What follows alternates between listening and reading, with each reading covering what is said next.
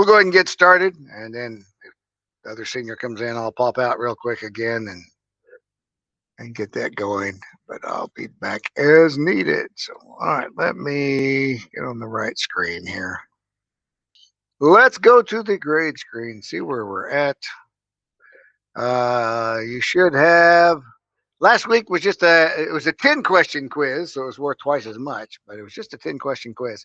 So if you haven't got that turned in, I think just about everyone has, but get that done. We are at 6.03, and then the segment 2 exam is the final exam. So we are, look at 6.03 this week. We'll talk about next week. We do have class next week. So I'll talk about that next week. But this is our last official lesson in Buzz. But we may have something else to look at this week. But let's check out coding and careers. Mastering your craft. So now that you know the basics of coding, you're all set to hit the ground running. There's no more you really need to learn, right? Well, not exactly. Here's a little secret. Good programmers never stop learning, and great programmers push boundaries. After all, the fun of programming lies in tinkering to see what's possible. That includes learning new and different coding languages, thinking logically, applying concepts in ways that make non-coders gush in awe. Aw. Oh, and other programmers say, hey, why didn't I think of that? So here's what we're going to learn in this lesson. You'll be able to describe the basic elements of code change from one language to another, explain how programming can be used for personal and career advancement, understand the role and tasks performed by programmers in the workplace, understand the importance of setting goals and monitoring goal progress. It's all Greek to me. There are hundreds, if not thousands, of different spoken languages in the world. Even though these languages have obvious differences, they have a lot of similarities. For example, most languages have words that act as nouns or verbs or adjectives or pronouns, and many languages share similar rules for verb tenses, whether it's past, present, or future. In addition, languages like Spanish, French, and Italian share a common ancestor. They all derived from Latin.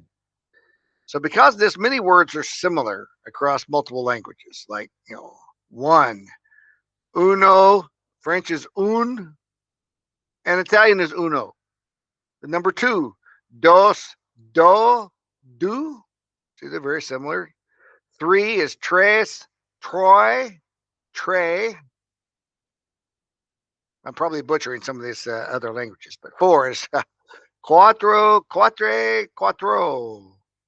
Cinco, cinque for five there. So many programming languages, just like other languages, share common features like print functions and for loops.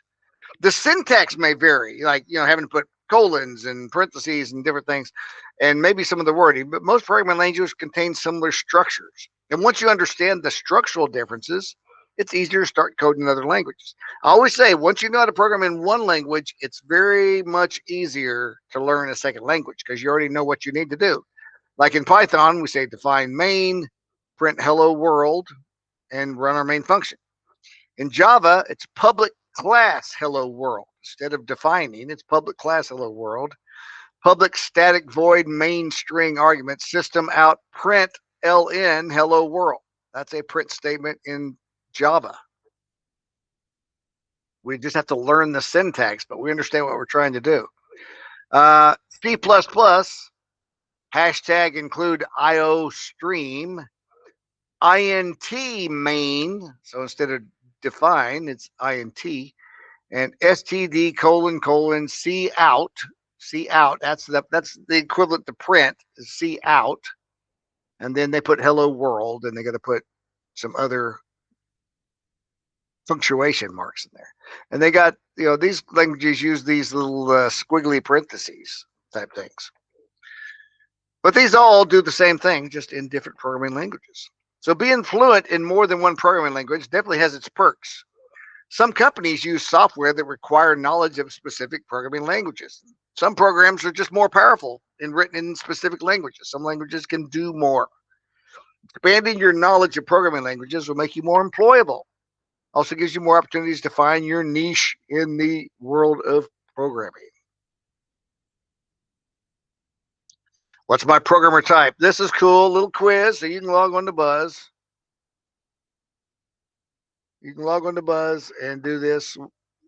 There are hundreds of thousands of jobs in technology, and that number's only growing.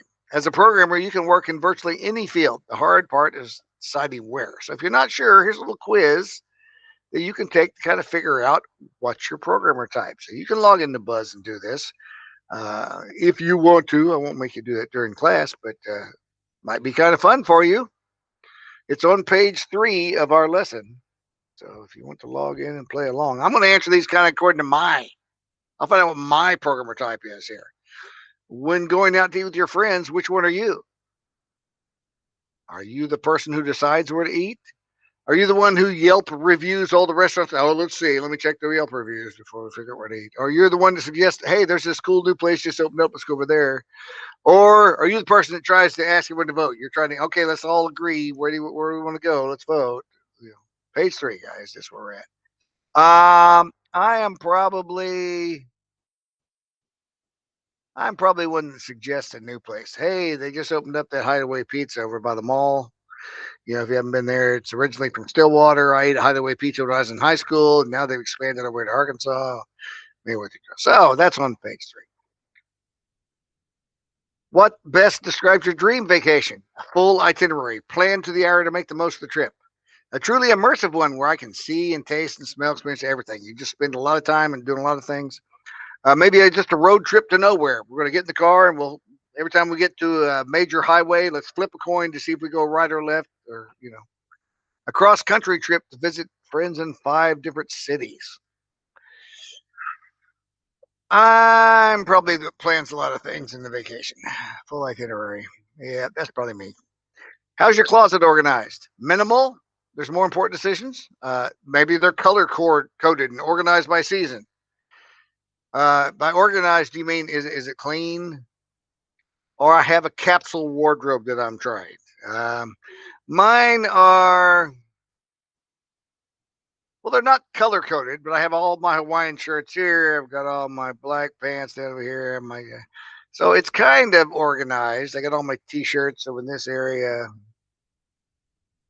Now that I have a new closet, 2 years ago it would have been, no way. Do you mean it's clean? So it's a little better now. If you came to a fork in the road, who was that? Yogi Berra that said, if you come to a fork in the road, take it. Would you take the one less traveled, go down one road and come back, go down the other one, flip a coin, consult your GPS? I would definitely take the one less. I like to take new roads. It's like, I wonder where this road comes out. Maybe it's a good shortcut for me, and I'll just go. So I like doing that. Let's see. What's my programmer type? I like solving a problem from the top down, bottom up, outside the box, or with a team. I'm probably a top down guy. I start and let's go through each step. What does your perfect weekend look like? A balance of friends, family, and me time, curled up with a nice book, trying out a new hobby like painting or rollerblading, hang out with a large group of friends. Most of mine's like a balance, I would guess. You have a project deadline in 2 weeks. What do? Assemble a team immediately, begin signing tasks, comb through the requirements, identify highest priority, set up a meeting to brainstorm the best way, or gather a group of your most trusted friends and get the job done. I'm probably going to go through all the requirements, kind of break it down. That's kind of who I am. What's your ultimate career goal? Become president, create something important, make the world a better place, understand humans perfectly. I would have loved to have become president. I was student council president when I was in high school. The glass is half full, or half empty, depending on what's inside the glass. The glass is twice the size it needs to be. If it's only half full, it's just too big a glass. Or a glass always worth sharing. I'll go with twice the size. What's the most important work of the group project? Having a plan, knowing all the answers, knowing your presentation style, or communication? I'm going to say having a plan. Which activity sounds the most fun? Plan an itinerary for your next vacation, assembling IKEA furniture, writing a post for your new blog, or tagging and indexing your photo library? Probably the vacation. Architect. There's my results. I like to be hands-on, part of the process from the grounds up. Creating a project plan, driving that vision forward is my specialty. No details too big or too small. Get a tingle of joy when all the pieces of the puzzle finally come together. Share the success with your team. You do well in management and leadership roles, helping to steer the direction of projects. Advanced certification degrees in your area of interest will help you up the ladder if you're inclined. So it tells me some potential careers that might be good, things I might have enjoyed doing. And yeah, I always thought I would love being an engineer, but I'm teaching and I absolutely love teaching. So I'm not going to quit teaching to become an engineer because as I said, I have been a professor. I taught at the University of Arkansas while I was getting my degree, taught some math classes there. So this is pretty accurate for me. So answer that on yourself, see what it tells you to be. All right, ready to move on to page 4. What are my options? Once you figure out what you're interested in, it's just a matter of picking a path. Continuing education definitely has its perks. These include increased employability, staying current with technology, hands-on experience, and specializing in a particular area of interest. Take a look at a few potential paths you can take to continue education and programming. There's online programs. As the field of programming continues to grow, so does its offering of online programs. Massive open online courses, interactive boot camps, even full courses from top universities are now available online, and some of them free of charge. It's a great way to sample different programming specializations, kickstart your career plan. Some online programs include Coursera, Udemy, Code Academy, and Udacity. Industry credentials and certifications. There's a bunch of different credentials and certifications you can earn to improve your chances of getting hired as a programmer. Certifications are highly valued in the programming world. Absolutely. They can be obtained by completing the necessary requirements from an accredited organization. Some certifications include database administration, server administration, network administration, cybersecurity, and programming languages. You can be a certified Python programmer, certified Java programmer. There's the 2-year college. NWAC is a 2-year college. You can start your path as an associate's degree in computer science. It's a great option for those looking to start their careers more quickly at a lower cost. It's cheaper to go to NWAC. 2-year programs are a great launching point to earn your bachelor's degree. A bachelor's degree in computer science at a 4-year college is what most employers look for when hiring. A traditional college program would likely require a higher grade point average for admission. This path provides a complete path with options for internships and networking. An advanced degree, if you find a specific area of programming interesting after you complete your bachelor's degree, get an advanced degree. Graduate and doctorate programs in computer science are great options to become an expert in the field. And then the military is a great way to serve your country and build your programming skill. There's lots of programming in the military, and they will train you there as well. Specialized training in tuition assistance are some of the many perks offered by the armed forces. So the military provides great resources that could lead to a lifetime career. And I'll also mention, if you go into the military, even if you don't go into programming, you learn whatever there, when you get out of the military, employers across the spectrum will often hire military people before they hire someone else, even though the person may be a little more qualified, because military folks have learned some discipline and they know how to finish the job. And a lot of times that'll move you to the top of the stack in your resumes. So having at least a 4-year stint in the military can greatly benefit you in any job, not just programming, for sure. Google has a knack for creating obscure questions in job interviews. You may have heard about this. They include, like you may be interviewing with Google and they'll say, how much does the Empire State Building weigh? Or why are manhole covers round? Oh, there's a real answer for that one. I'm sure there's a real answer for how much does the Empire State Building weigh, but that'd be a lot harder. But why are manhole covers round? That one is very practical. It's a great reason that they're round. While these may not seem like questions that relate to the role of a programmer, you might want to take a closer look. Being a programmer is not just about being able to write complex code or debug broken systems. It's having the skills to think through why manhole covers are round and communicate that clearly. Can you explain that? Skills like critical thinking, initiative, teamwork, and a strong work ethic are at the top of the list when it comes to employability. Just ask Google. Yeah, think about that. Why are manhole covers around? There's a good reason for it. Careers that work closely with programmers. So in addition to the many fields that programmers work in, there's also many jobs closely associated with programming. It's a good idea to have some programming skills when you have to collaborate with programmers. So you could be a database administrator. You oversee the security and maintenance of a database. A help desk technician helps individual users when they call in with their hardware and software issues. A help desk technician normally helps computer users over the phone or the internet. Network engineer, you organize, maintain the structure of the network. PC repair tech, unlike a help desk technician, which only helps people find solutions to their computer issues, the repair tech is the one who physically fixes problems with computers. Security analyst reviews organization security requirements to recommend security needs. You got a server administrator, oversees the management and maintenance of the network servers. Web application developer develops server-side web applications. A server-side application is located on the server as opposed to installed on the computer. Web architect that creates the outline and plan for a website.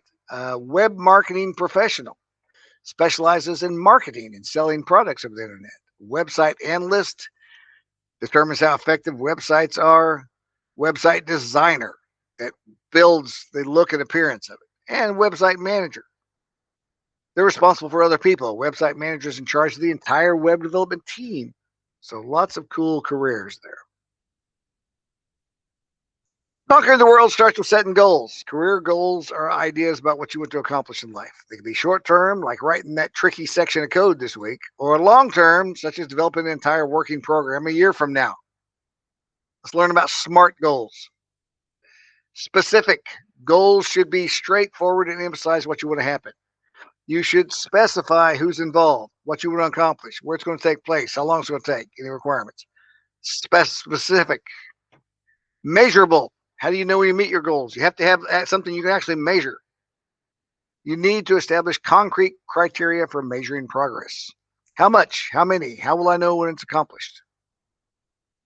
Attainable. Don't set a goal you can't do. I'm going to climb Mount Everest next week. Well, if you haven't been training for a long time, you're not climbing Mount Everest next week. What is the goal within your reach based on your current situation? A goal needs to stretch you slightly, like I'm going to make it through the school day. Well, you know you can make it through the school day. Should be something challenging. Stretch you a little. If you feel you can do it, need a commitment to be able to accomplish it. I'm going to pay attention every single minute of all my classes today. Maybe that's a stretch. It should be realistic. It should be doable, meaning with that effort, you'll be able to accomplish it. Timely. Set a time frame. If you put an endpoint in your goal, hey, someday I'm going to go to Hawaii. Well, I'm going to go to Hawaii next year. Specific, measurable, attainable, realistic, timely. Here's a poor example of a goal. I will get a job in the programming field. It's not specific. It's just really too general. Here's a SMART goal. Obtain an entry-level programming job in the tech field within 6 months. Starting today, I will send my programming portfolio and resume to 10 different employers each week. I'll meet once a month with a career coach to discuss my employability, and I will network with 5 new people. Sometimes when you begin something new, it doesn't always go as planned. Don't be discouraged. Follow these guidelines. Take a look at your plan and make adjustments if necessary. Sometimes we realize our plan has some flaws or some things that, that really wasn't realistic. Or maybe situations changed. If you find that one of the steps is not working for you, try a different strategy. There are many different paths you can take to achieve the same goal. And remember, the world of work changes quickly, and so do you. So now that you got your feet wet with programming, the possibilities are endless. Students, just like you've already dived headfirst into computer science, making waves in the form of mobile apps, life-changing technology, smart devices that have the potential to change the world. What will you program next? And that is the end of that lesson. There is an assignment template here, but I'll tell you what, I have taken this off the board. We're not going to do this. I was going to make it optional, but I'm not even going to do that. You don't have to do it at all. But this is having you create a game like rock, paper, scissors, or making your own Mad Lib, or expand on a program you already wrote, something new. But I'm taking that off the board. I wanted to go through the lesson, but I'm not going to assign you the program because it's almost the end of school, and I don't want to assign a program here the next to last week. So use this time. If you're missing anything, get that done. If you want to write this just for the fun of it, please do. I'd love to see it. Send it to me. If you want to do a rock, paper, scissors, and I have students do that. They do the rock, paper, or a Mad Lib. The Mad Lib's a lot of fun. I've written several of those. You can look at the assignment on the last page if you want to do that. But I'm not going to grade it. I'm not going to take it up. It's not going to require it. So, I did put on there the assignment's optional, but I'm not even going to take it. I'm not even going to grade it, look at it. So I don't want to stress anybody out here at the end of school. I mean, finals start next Friday, not this Friday, but next Friday. So less than 2 weeks. Our final is, a week from this Friday. So we are just a very short time away. If you're missing anything, if you have questions or anything, let me know, because I want you guys to get everything turned in. There are some folks missing a few things still, and some of them are last week's 10-question little quiz there. But look at those videos in Google Classroom on any of the programs you're missing. You can come see me. I'll have class on Wednesday. If your grade's below 70%, you need to see me Wednesday. Otherwise, guys, go have a great week, and we will have class next week. We will do something next week. So have a good week. We'll talk to you later.